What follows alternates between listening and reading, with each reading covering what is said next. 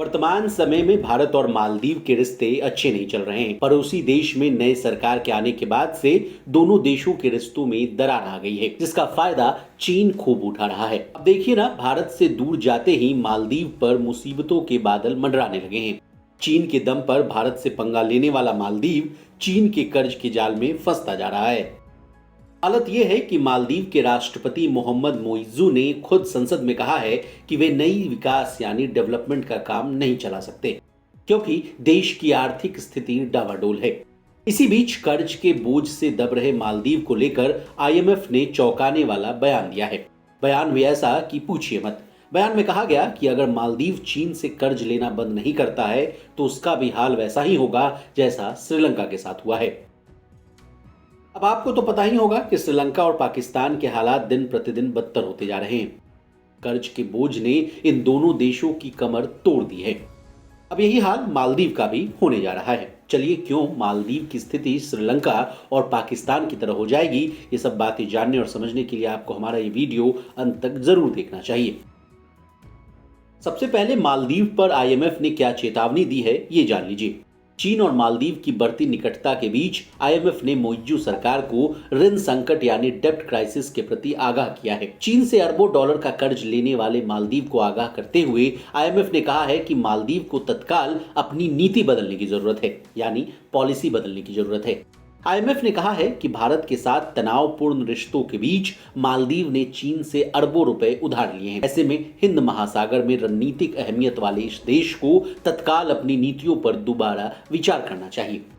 अब अगर मालदीव ने आईएमएफ की बात नहीं मानी तो क्या होगा? अगर मालदीव महत्वपूर्ण नीतिगत बदलाव नहीं करता है तो देश का कुल राजकोषीय घाटा और सार्वजनिक ऋण यानी फिस्कल डेफिसिट और पब्लिक डेब्ट अधिक बना रहेगा और धीरे धीरे देश की आर्थिक स्थिति बद से बदतर होती चली जाएगी।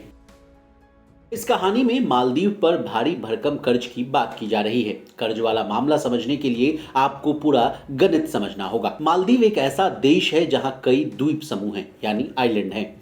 पर्यटन के लिहाज से ये देश पूरी दुनिया को आकर्षित करता है। अपने सफेद रेत वाले समुद्र तटों के लिए मालदीव काफी प्रसिद्ध है। मालदीव की इकोनॉमी का बड़ा हिस्सा टूरिज्म इंडस्ट्री पर आधारित है। कोरोना काल में मालदीव की स्थिति खराब हो गई थी, लेकिन जब कोरोना काल खत्म हुआ तो मुश्किल से मालदीव की टूरिज्म इंडस्ट्री पटरी पर आई।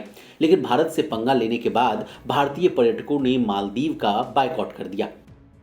इसके बाद से ही मालदीव में पर्यटकों की संख्या कम होने लगी।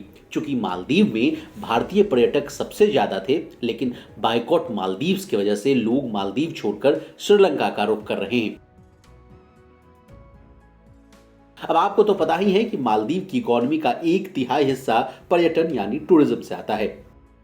बाकी के 2/3 हिस्सों के लिए, यानी आसान भाषा में कहें तो देश चलाने के लिए उसे चीन से अरबों डॉलर का कर्ज लेना पड़ता है। अब हालात ऐसे हैं कि मालदीव पर कर्ज का बोझ बढ़ता चला जा रहा है। चूंकि कहानी इस मोड़ पर आ गई है कि मालदीव ने चीन से भारी भरकम कर्ज ले लिया है, तो आपके भी मन में यह सवाल जरूर आ रहा होगा कि चीन से मालदीव ने कितना कर्ज लिया है। तो चलिए आपके इसी सवाल का भी जवाब देने की कोशिश करते हैं। राष्ट्रपति मोइज़ू के गुरु माने जाने वाले पूर्व राष्ट्रपति यानी अब्दुल्ला यामीन, जिन्होंने साल 2018 तक मालदीव की सत्ता संभाली, उन्होंने निर्माण प्रोजेक्ट्स के लिए चीन से भारी मात्रा में कर्ज लिया था। विश्व बैंक के मुताबिक साल 2021 में मालदीव पर चीन का कर्ज 3 अरब डॉलर से अधिक हो गया था, जो उसके कुल विदेशी कर्ज का 42% हिस्सा था। अब मालदीव योजनाबद्ध तरीकों से एयरपोर्ट विस्तार और होटलों की संख्या में वृद्धि करके मालदीव का आर्थिक विकास तेजी से करना चाहता है, लेकिन इस काम को करने के लिए पैसों की जरूरत है जो मालदीव के पास नहीं है। ऐसे में इन कामों और रोजमर्रा के कामों के लिए चीन से लोन लेकर काम नहीं चलने वाला है। आपको याद होगा कि इस कहानी में हमने मालदीव की तुलना पाकिस्तान और श्रीलंका से की थी। अब हमने ऐसा क्यों कहा, यह भी जान लीजिए। असल में आईएमएफ की चेतावनी ऐसे समय पे आई है जब कई दक्षिण एशियाई देश पहले से ही चीन से भारी भरकम कर्ज लेने के परिणामों से जूझ रहे हैं। पाकिस्तान और श्रीलंका अरबों डॉलर के कर्ज के तले दबा हुआ है, जिस वजह से दोनों देशों में आर्थिक संकट और बढ़ गया है। दोनों देशों ने चीन के राष्ट्रपति शी जिनपिंग की महत्वाकांक्षी बेल्ट एंड रोड इनिशिएटिव यानी BRI के तहत बीजिंग से अरबों डॉलर ले रखा है। अब चीन मालदीव वाला मामला समझ गए हैं तो भारत मालदीव के रिश्ते क्यों बिगड़ने लगे, ये कहानी भी जान लीजिए। असल में दोनों देशों के बीच दशकों से चले आ रहे मधुर रिश्तों में कड़वाहट साल 2023 के मालदीव आम चुनाव के बाद आई है।